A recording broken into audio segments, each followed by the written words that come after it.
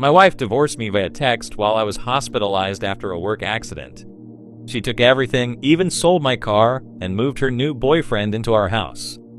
I didn't argue. I simply smiled, handed the lawyer my backup plan, and watched her face fall when she realized the house was still legally mine and the car, in her boyfriend's name, had been repossessed. She should have read the fine print. Name's Jackson Cole, 36 years old, born and raised in Oklahoma, but moved to Houston for work. I ain't what you'd call flashy. Grew up modest, kept my head down, worked hard. I've been a structural welder for most of my adult life, the kind of job where you either know what you're doing or you end up dead. I met my wife, Tanya, when I was 29. She was 2 years younger, had this wild charm about her. Bartender at the time, loved motorcycles, bad country music, and getting into heated debates over nothing. We were fire and gasoline, passionate, intense, a little stupid, but it worked. Or I thought it did. We got married after a year of dating. I bought us a modest house with a backyard big enough for her garden and space for my tools. Life was decent. I wasn't rich, but we weren't starving either. I worked overtime, saved what I could. She started a small business selling handmade candles and bath stuff online. Said she wanted to be her own boss. I was supportive, bought her supplies, even built her a mini studio in the garage. She called me her forever hero. I believed her. But something shifted about 2 years in. She got colder. Didn't talk much, always on her phone. She stopped cooking, which she loved before. Stopped waiting up for me after long shifts. At first, I thought she was just overwhelmed or bored. I didn't want to be the clingy husband asking too many questions. I gave her space. Turns out, I gave her too much. Happened on a Tuesday. I remember, because it was supposed to be our anniversary weekend. I was working a job site about 2 hours out, welding high beams on a new plant.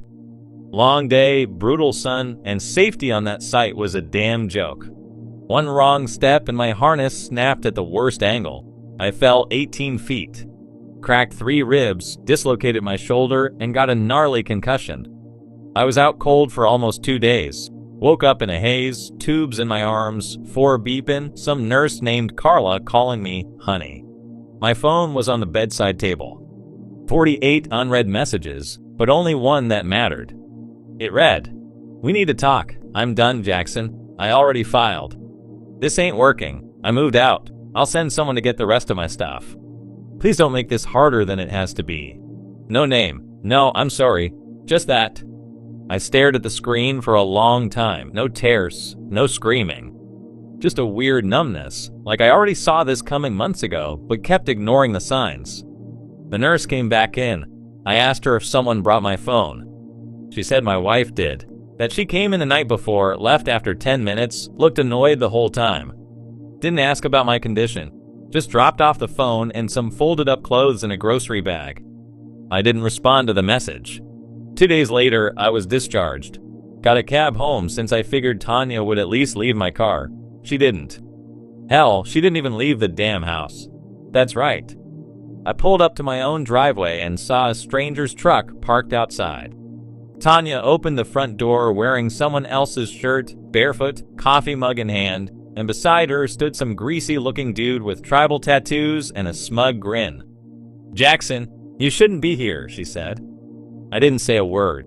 My ribs were on fire. My head was still fuzzy. But my brain worked well enough to know what I was seeing. They moved in together, in my house. And somehow, that wasn't even the worst part. I stood there on the porch, banged up and barely able to carry my overnight bag. Tanya stepped out with her arms crossed like I was the one invading her space.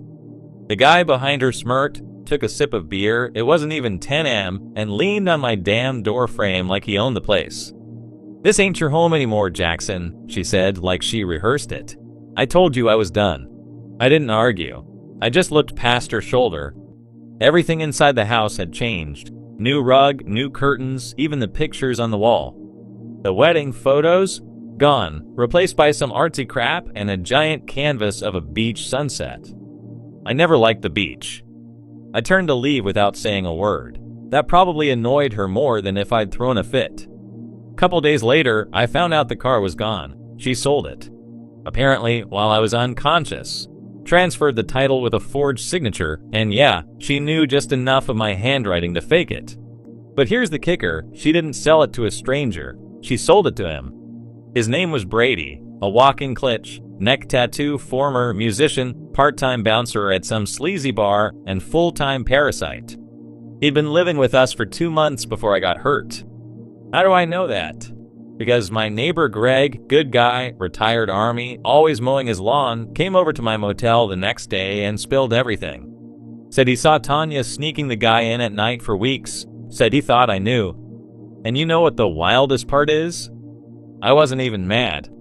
Nah, I was planning. See, there's one thing Tanya never paid attention to, paperwork. She was all drama, no detail. She never asked why the deed to the house was in my name only. Never asked why the car title was under a business account I opened last year. Never questioned why I always insisted on handling the boring legal stuff. I didn't argue when she texted about the divorce. I didn't call when she ghosted me after stealing the car.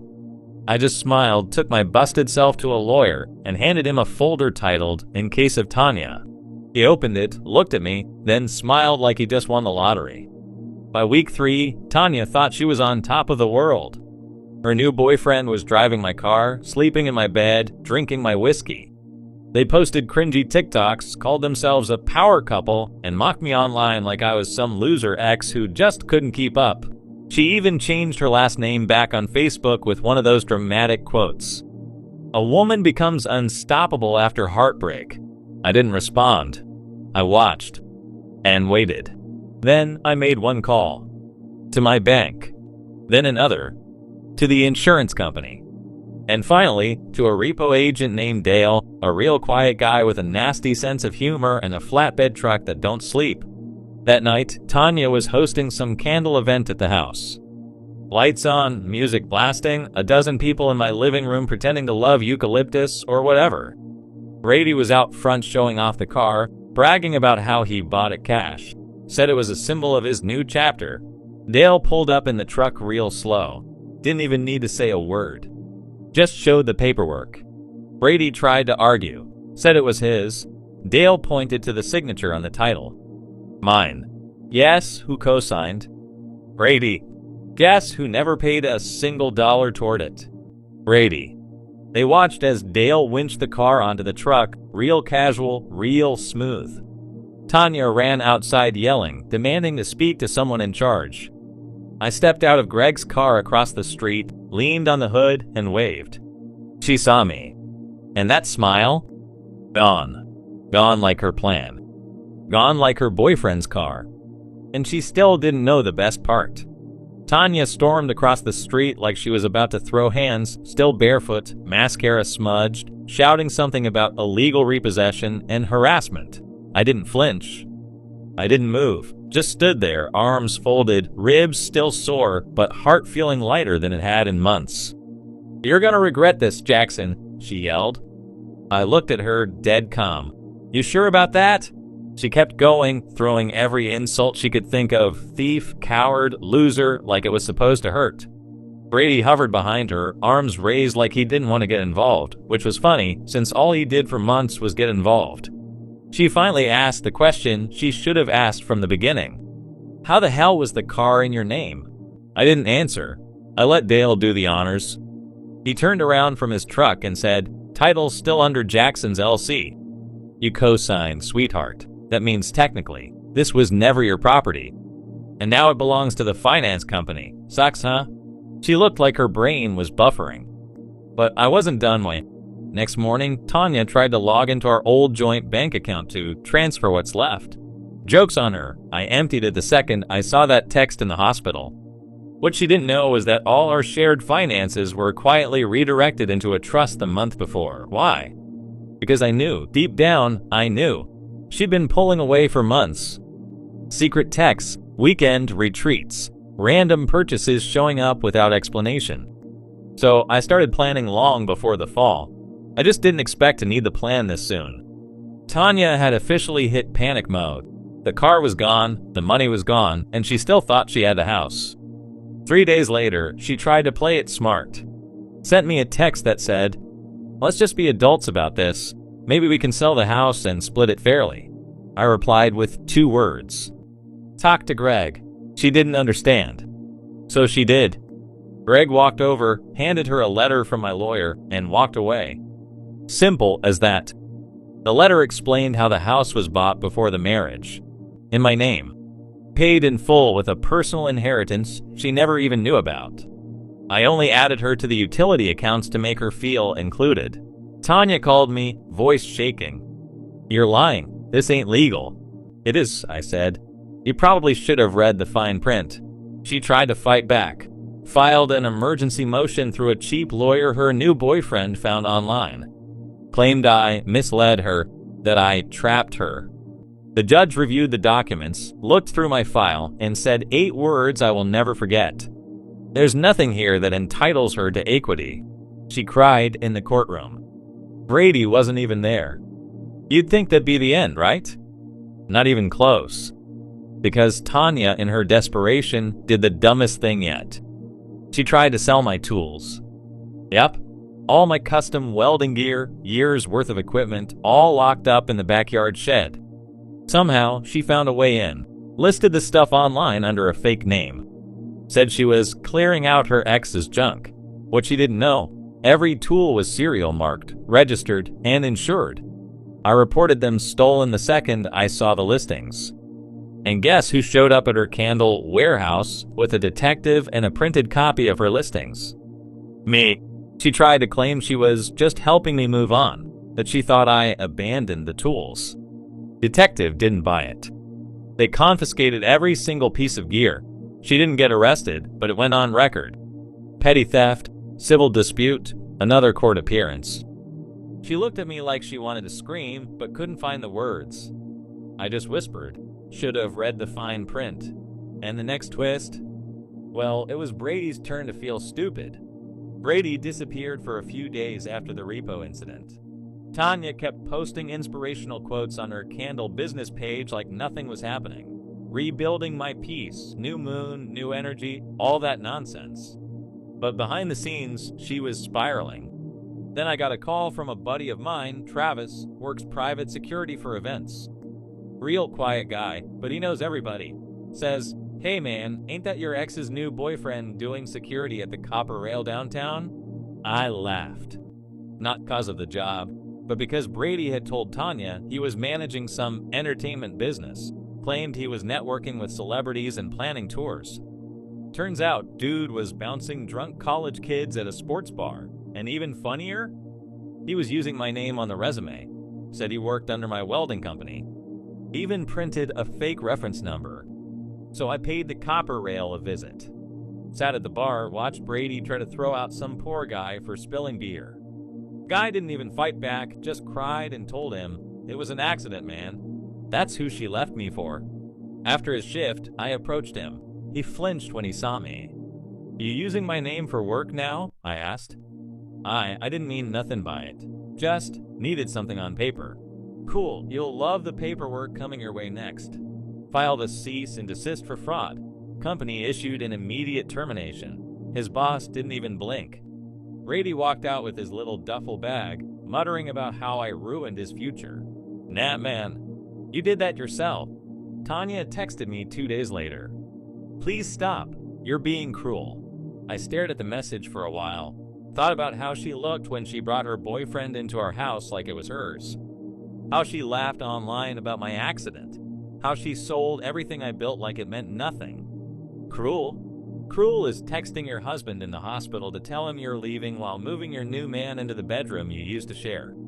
Cruel is selling his car, stealing his tools, draining the account, then acting like you're the victim. I didn't reply. Instead, I sent her one final letter, certified.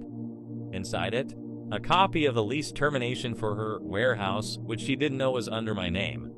See, I bought that little studio space for her business as a surprise gift back when she first started. Never transferred ownership. She never asked. Once she left, I waited.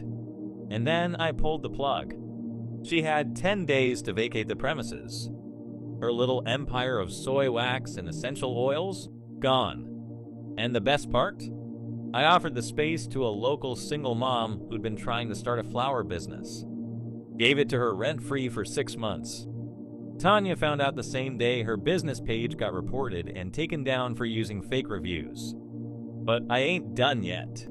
Because karma, oh, she ain't just knocking. She's about to kick the door in. Few weeks passed. Tanya went radio silent. No inspirational posts, no stories, nothing. Her online store? Down. Warehouse? Emptied. Car? Gone. House? Legally mine. Bank account? Locked out. Tools? Reclaimed. But something told me she wasn't done. One afternoon, I got a knock at my door. I opened it, and there she stood. Hair unbrushed, hoodie 2 sizes too big, no makeup. First time in years, she looked like a real person and not some filtered version of herself. Can we talk? I leaned on the doorframe. She started crying, not fake tears, real ones, shoulders shaking, lip trembling. I messed up.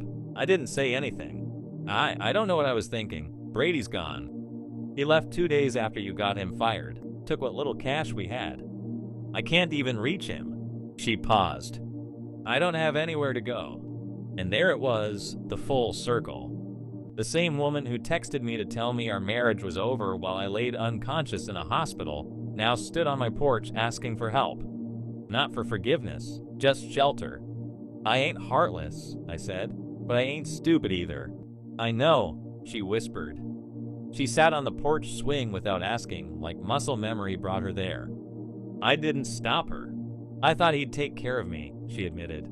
I thought you'd just fall apart and I could move on clean. I thought you were weak. I finally looked her in the eye.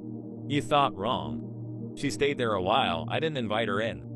Gave her a bottle of water and a blanket from the truck. Told her she could rest for a bit before finding somewhere else to stay. But deep down, she knew. This wasn't her home anymore. Later that evening, I watched her walk down the driveway with that same grocery bag she used to drop my hospital clothes off weeks ago. Only now, it carried everything she had left. I felt nothing. No hate, no rage, no satisfaction. Just peace. Months passed. I got back to work, slow, steady, cautious. My ribs healed, but more importantly, my trust in my gut returned. I spent weekends fishing again, reconnected with some old friends. Even started teaching welding part-time at a community center, kept my head down. Then one night, I got a message on Instagram from a name I didn't recognize at first. You probably don't remember me, but I bought candles from Tanya a while back. I run a fraud investigation blog, and your ex-wife might be in way more trouble than you know. I blinked. Turns out, Tanya didn't just fake reviews. She also sold several subscription boxes and never shipped them. Claimed over $7,000 from customers across 3 states. She used fake tracking numbers, blamed shipping delays, and disappeared. Now people were filing complaints, and one of those customers, an off-duty postal inspector's wife. Oof. I didn't get involved, not directly. Just sent the blog author my neatly organized file, transaction receipts, screenshots of her listings, even the fake signature on the car sale. She said thank you. 2 weeks later, Tanya's name popped up in an online article. Small business owner under investigation for multi-state e-commerce scam. The photo? That same one she posted with Brady in front of my house, his arm around her, holding a candle labeled Rebirth. Poetic, really. I ain't telling this story for pity. I ain't here to play hero. I just want folks to know. Some people want your heart. Others want your house, your car, your money, and your silence. The trick? Let them take the bait. Let them think they won. Smile. Wait. Then hand your lawyer the backup plan. Because people like Tanya, they don't read the fine print. But I do. Hit that subscribe button for more wild true story vibes, twists you won't see coming, and satisfying endings that hit just right.